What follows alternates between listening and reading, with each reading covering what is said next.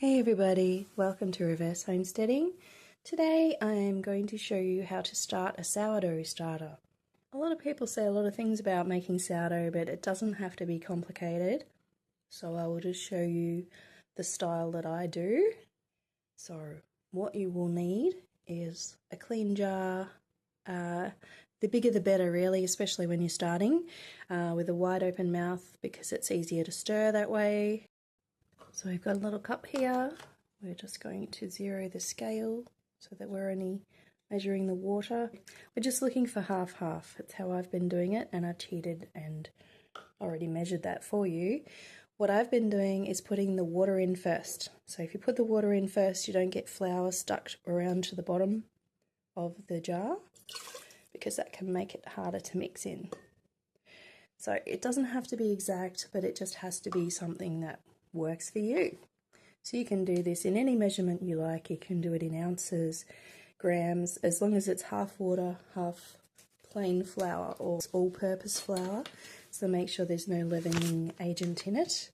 There's bread making flour and there's pastry making flour. So this is pastry making flour, but it doesn't matter. It really doesn't seem to matter. So we finished measuring. It didn't take so long.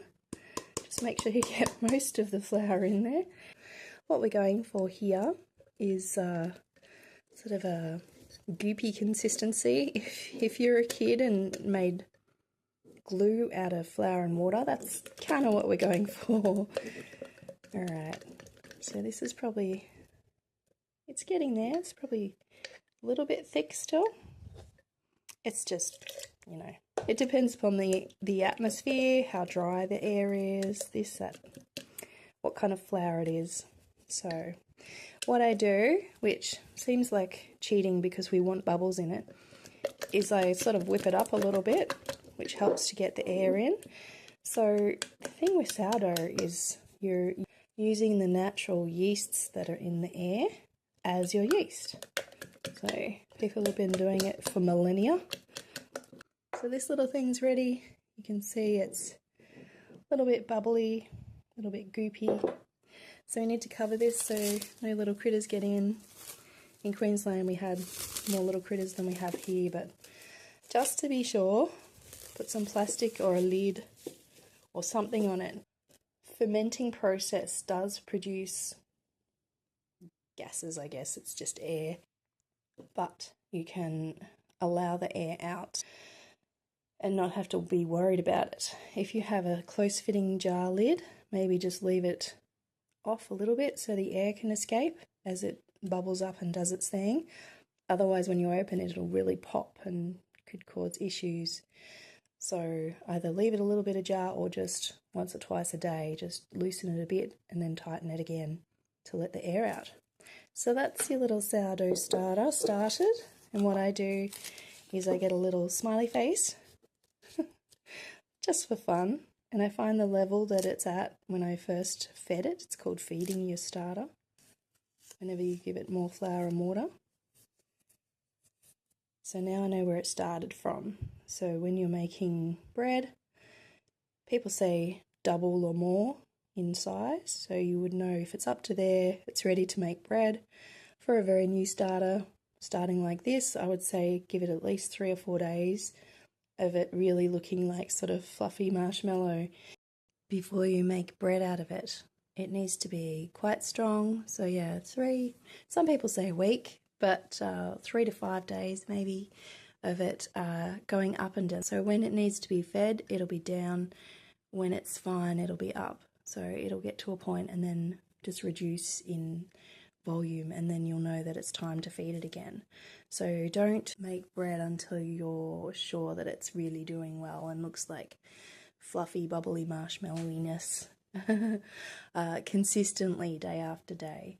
What can happen is it gets what people call hooch, which is, you know, what they make alcohol out of, I guess, is fermented starches in some cases.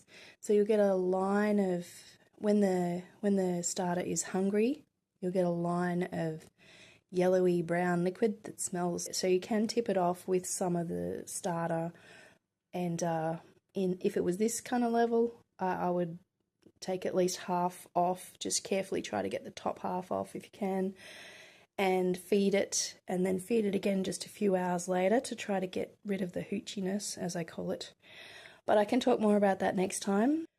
Feed it at the end of the day, depending upon that, if the next time is the morning. So morning and evening, feed it as long as it's going up a little bit in volume.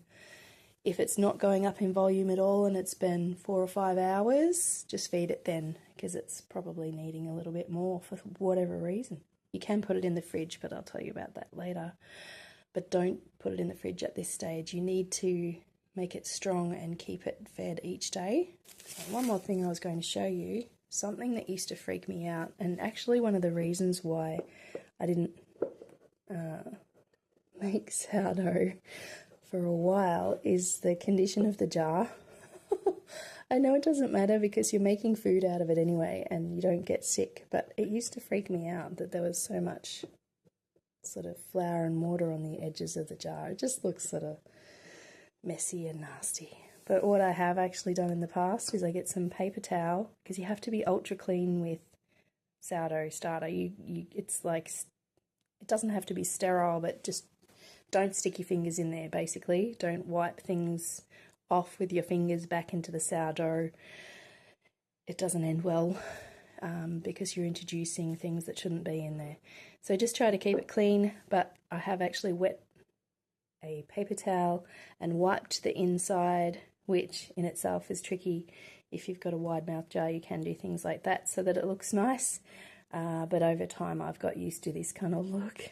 So sometimes I will, if I'm having guests over and I don't want to put the sourdough starter away. But yeah, you don't have to be that pedantic about it.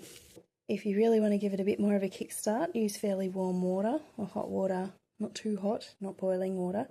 Really warm water that will warm up your sourdough starter a little bit and give it a little bit of head start, especially in winter. Something else that people often do with their sourdough starter is to name it. So it doesn't matter what the name is. So this one I'm going to call Victoria, because that's the state I'm back in after being in Queensland for so long, back near family and friends. So yes, meet Victoria.